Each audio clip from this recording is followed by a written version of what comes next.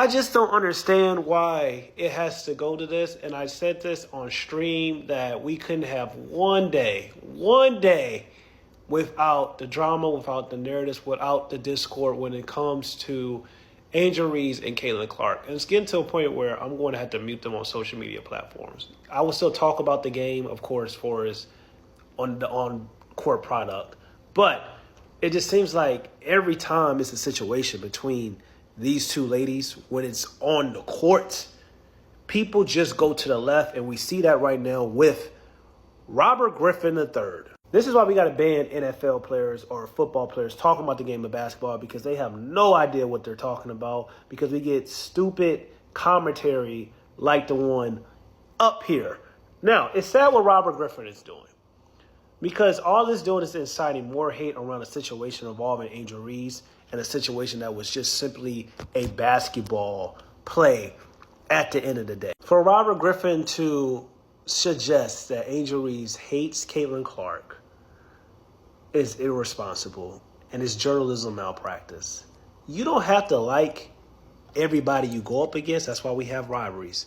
You don't have to be buddy-buddy on the basketball court with everybody, because at the end of the day, it's a competition. This is sports. This is what drives people. You're trying to win games. You're trying to win championships. You're trying to go out and do amazing things. And sometimes it's a guy or a girl that's in your way to that top, to those moments, to those accolades, whatever the case it may be. So, to suggest that she hates her because she got upset that Caitlin Clark made a basketball play is kind of like a little bit insane. Lindez Bryant comes out and makes a statement. Both girls are good in their own right. Caitlin Clark is better than Angel Reese, but saying hate her is wild. They're playing basketball, bro. It's nothing more, nothing less. I agree. You're helping create a negative narrative around Angel Reese, and I don't respect that. Respectfully.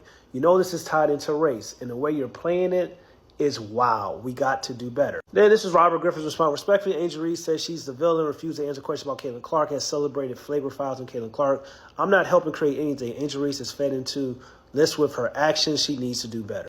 At the end of the day, I've always been a firm believer in this, and this is why I'm consistent, because I have no biases in the game.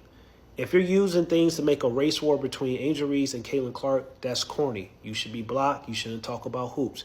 If you're using Caitlin Clark's stardom or her popularity to spew hateful, racist, bigotry, political comments for your fandom, that's corny. You should be blocked. You should not be able to talk about the game of basketball.